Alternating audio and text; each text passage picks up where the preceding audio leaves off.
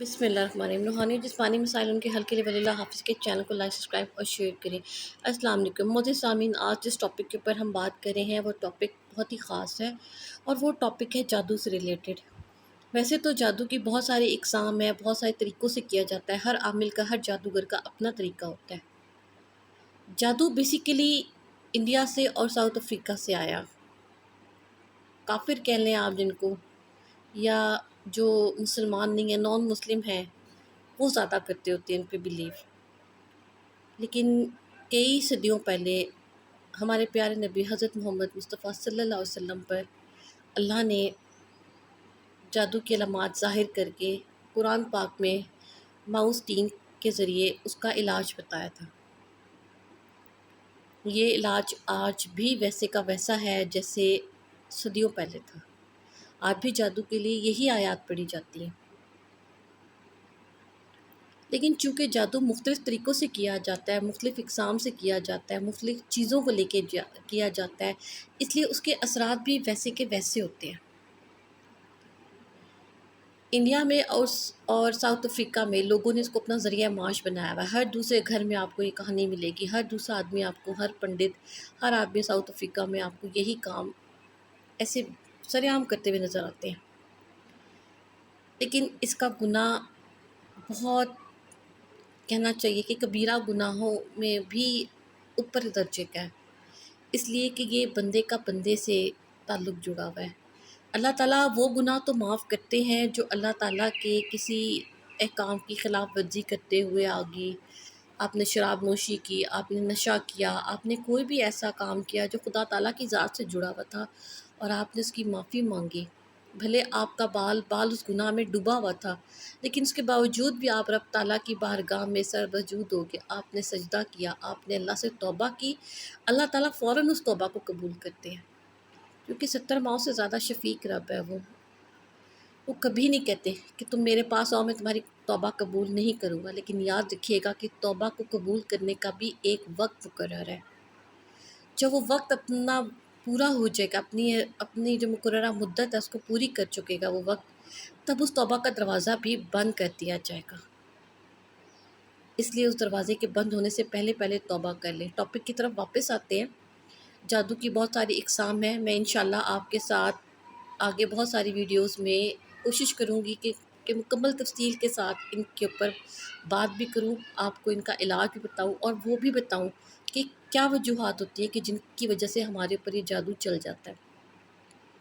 تو آج جس جادو کے بارے میں بات کر رہی ہوں وہ ہے نوجوان لڑکے لڑکیوں میں، مرد عورت میں، بوڑھے بچوں میں، کسی بھی انسان کے اوپر سانس کی تکلیف، یعنی کہ سانس کا پھولنا۔ ویسے تو سائنس نے پروو کیا میڈیکلی یہ آپ کو پولن الرجی کی وجہ سے ہوتا ہے۔ اگر آپ کو سن الرجی ہے، آپ کو ڈسٹ سے الرجی ہے، کسی بھی قسم کی کوئی چیز ہے، کوئی کپڑا ہے، کچھ بھی ہے، ڈسٹ ہے، کسی بھی چیز سے اگر آپ کو الرجی ہے تو اس کا آپ کو ٹریٹمنٹ لینا پڑتا ہے میڈیکیٹڈ، آپ کچھ ٹائم کے لیے دوائیاں استعمال کرتے ہیں اور پھر وہ ختم ہو جاتی ہے تکلیف۔ لیکن اگر آپ کو یہی تکلیف بار بار ہو رہی ہے، آپ کا سانس پھول رہا ہے، آپ کو سانس لینے میں دقت ہے، اور یہ استھما کی بیماری بھی نہیں، یہ پولن الرجی بھی نہیں، یہ ڈسٹ الرجی بھی نہیں، یہ سن الرجی بھی نہیں، کچھ بھی نہیں ایسا کہ جو دنیاوی لحاظ سے آپ کو پروو ہو چکا ہو کہ یہ وہ الرجی نہیں ہے، تو پھر آپ سمجھ جائیں کہ آپ کے اوپر جادو ہے۔ اب سوال یہ پیدا ہوتا ہے کہ جادو کیا کیسے گیا؟ تو یہ جادو آپ کے پہنے ہوئے کپڑوں پہ ہوتا ہے۔ پہلے تو آپ کے کوئی ارد گرد ایسا شخص ہے، کوئی بھی ایسا ہے جو آپ کے پہنے ہوئے کپڑے لے گیا اور ان کپڑوں کے ذریعے آپ کے اوپر وہ جادو کیا گیا۔ ایک تو یہ، دوسری وجہ اس کی یہ بھی ہو سکتی ہے کہ بال، مرد عورت بوڑھا بچہ جو بھی ہو اس کے بالوں کے ذریعے کیا جاتا ہے۔ اور تیسری وجوہات یہ ہوتی ہیں کہ جنات کے ذریعے بھی کیا جاتا ہے۔ جنات کے ذریعے بھی آپ کے کوئی پہنی ہوئی چیز، استعمال شدہ چیز غائب ہو سکتی ہے، یا جنات بھی آپ کے سر کے بال لے کے جا سکتے ہیں۔ لیکن اس کے ساتھ ساتھ ایک سب سے اہم وجہ جس کو ہم اکثر نظر انداز کر دیتے ہیں وہ ہے ہمارے ناخن۔ میں آپ سب کو بتاتی چلوں کہ ناخنوں کے اوپر جنات کا بسیرا زیادہ ہوتا ہے۔ ہمارے جو ہاتھوں کے اور پیروں کے ناخن ہوتے ہیں ان کے اوپر بسیرا کیا جاتا ہے۔ اگر جادو کے ذریعے آپ کے اوپر جنات چھوڑے گئے ہیں یا جادو چھوڑا گیا ہے کسی بھی قسم کا، تو جنات عموماً ناخن کے ذریعے یہ سب کام کرتے ہوتے ہیں۔ تو جب آپ ناخن تراش لیتے ہیں تو ناخن تراشنے کیسے ہیں؟ ویسے تو تقریباً سبھی لوگ ہر ہفتے کے ہفتے اکثر لوگ جمعرات کا معمول رکھتے ہیں ناخن تراشنے کا، اکثر جمعے کا رکھتے ہیں، اکثر کوئی سنڈے رکھ لیتا ہے، لیکن اپنی سہولت کے حساب سے رکھتے ہوتے ہیں لوگ یہ کام۔ لیکن آج میں آپ کو بتاؤں گی کہ ہمیں یہ کام صرف اور صرف جمعے والے دن کرنا چاہیے۔ جمعے کے دن کیوں کرنا چاہیے؟ جمعے کا دن بابرکت ہوتا ہے۔ اس دن آپ خاص اہتمام کرتے ہیں نماز کا، قرآن کا، مسجد میں جانا، گھروں میں آپ صلاۃ التسبیح پڑھنا ہوتے، ہمارے بوڑھے بچے سبھی لوگ جمعے کا خاص اہتمام کرتے ہوتے ہیں۔ تو جمعے کے دن آپ نے اپنے ناخن کاٹنے ہیں، اور ناخن کس طرح سے کاٹنے ہیں؟ آپ نے اپنا پہلا ناخن جو تراشنا ہے وہ دائیں ہاتھ کی شہادت کی انگلی کا تراشنا ہے۔ سب سے پہلا ناخن آپ دائیں ہاتھ کی شہادت کی انگلی کا تراشیں گے، اس کے بعد آپ درمیان والی جو بڑی انگلی ہے اس کا، پھر چھوٹی والی اور اس سے چھوٹی والی انگوٹھا چھوڑ دیں گے دائیں ہاتھ کا۔ اس کے بعد آپ بائیں ہاتھ پہ چلے جائیں گے، دوبارہ آپ چھوٹی انگلی سے شروع کریں گے، پھر اس کے ساتھ اگلی انگلی، پھر دوسری انگلی، پھر چوتھی انگلی شہادت کی انگلی پہ کریں گے، اور اس کے بعد پھر آپ انگوٹھے کا کاٹیں گے ناخن، اور اس کے بعد پھر رائٹ ہینڈ کا ناخن کاٹیں گے انگوٹھے کا۔ اسی طرح سے آپ نے پیروں کا بھی یہی کرنا ہے کہ پیروں میں رائٹ سائڈ سے چھوٹی انگلی سے شروع کریں گے کاٹنا، چھوٹی انگلی کے سے کاٹنا شروع کریں گے انگوٹھے تک، پھر دوسرے پاؤں کی چھوٹی انگلی سے شروع کریں گے، انگوٹھے پہ ختم کریں گے۔ لیکن اب بات یہ کہ یہ ناخن کاٹ کر آپ نے کرنا کیا ہے؟ سوال تو یہ پیدا ہوتا ہے۔ اب سوال کا جواب اس طرح سے ہے کہ آپ نے کوئی بھی سفید کپڑا صاف ستھرا ہو، سفید کپڑا، کاغذ صاف ستھرا، اس کے اوپر کچھ بھی نہ ہو، کورا کاغذ ہو، ٹیشو پیپر لے لیں۔ آپ اس میں بھی یہ کر سکتے ہیں، ٹیشو پیپر میں، صاف کاغذ میں، یا صاف سفید کپڑے میں۔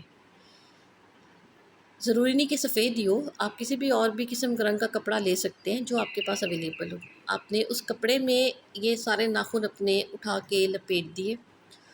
اول اور آخر 11 مرتبہ آپ نے درود ابراہیمی پڑھنا ہے۔ درود ابراہیمی پڑھ کے آپ نے 11 مرتبہ ان للہ و انا الیہ راجعون پڑھنا ہے۔ 11 دفعہ یہ آیت مبارکہ پڑھ کے آپ نے یہ کاغذ یا ٹیشو یا کپڑے میں لپیٹے ہوئے ناخن جا کے صاف ستھری جگہ پہ پاک مٹی میں دفن کرنے ہیں۔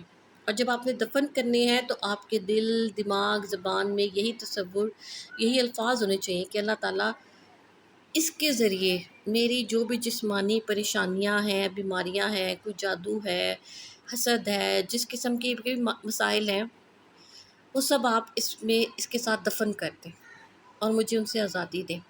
انشاءاللہ العزیز آپ اس عمل سے کیے گئے، جب آپ عمل کریں گے اس طریقے پر تو آپ کو فرق محسوس ہوگا، آپ کو اپنا جسم ہلکا محسوس ہونے لگے گا، آپ کی طبیعت حشاش بشاش ہو جائے گی، اور تقریباً آپ اس مسئلے سے جان چھڑا چکے ہوں گے۔ یہ تو آ گیا پہلا سٹیپ۔ اب دوسرا سٹیپ آپ کو یہ کرنا ہے کہ آپ کو پانی لینا ہے۔ اگر آپ کے پاس زمزم ہو تو بہت بہتر ہے، زمزم نہ ہو تو بارش کا پانی لے لیں۔ اگر بارش کا پانی آپ کے پاس نہیں ہے تو پھر آپ اپنے ارد گرد جو بھی مسجد ہے آپ اس مسجد سے پانی بھر لیں، اور کسی بھی نماز کے بعد آپ باوضو یہ عمل کریں گے کہ اول اور آخر 11 مرتبہ آپ کو درود ابراہیمی پڑھنا ہے۔ درود ابراہیمی پڑھنے کے بعد آپ کو 21 مرتبہ سورہ فاتحہ پڑھنی ہے، 21 مرتبہ آپ کو مکمل آیت الکرسی پڑھنی ہے۔ توجہ سے پڑھیے گا، یکسوئی کے ساتھ پڑھیے گا، جلدی نہیں کیجیے گا، توجہ کے ساتھ سب پڑھنا ہے آپ نے۔ 21 مرتبہ سورہ فاتحہ، 21 مرتبہ آیت الکرسی، اور 21 مرتبہ آپ کو سورہ بقرہ کا آخری رکوع تلاوت کرنا ہے۔ سورہ بقرہ کی آخری آیات آپ کو پڑھنی ہے۔ 21 مرتبہ یہ پڑھنے کے بعد آپ کو پھر 3 کل معوذ 3 جن کو کہتے ہیں، جن میں سورہ ناس، سورہ فلق اور قل اللہ احد شامل ہے، 21 مرتبہ اس کی تلاوت کرنی ہے آپ کو۔ اس کی تلاوت کرنے کے بعد آپ نے پانی پہ اس کو پھونک لینا ہے، اور آپ کو کوشش یہ کرنی ہے کہ 21 دن آپ اسی پانی کو استعمال کریں۔ گھر کا پانی مت ملائیے گا، جب تک آپ مکمل طور پہ صحت یاب نہیں ہو جاتے آپ گھر کا پانی استعمال نہ کریں۔ کوشش کریں کہ مسجد کے پانی میں ہی اس کو دم کر کے رکھیں، اور مسجد کے پانی ہی استعمال کریں جب تک آپ کی طبیعت، آپ کی بندش، آپ کا جادو، آپ کی رکاوٹ ختم نہیں ہو جاتی۔ چینل پہ نئے ہیں تو لائک، سبسکرائب اور شیئر کریں، اور میں امید کرتی ہوں کہ آج میں نے جو آپ کے ساتھ جادو کے سلسلے میں پہلا جادو پیش کیا ہے، آپ کو اس سے یقیناً انشاءاللہ فاقہ ہوگا۔ ویڈیو کو لائک سبسکرائب لائک اور سوری لائک اور شیئر ضرور کیجیے گا، اور دعا میں ہمیں بھی یاد رکھیے گا۔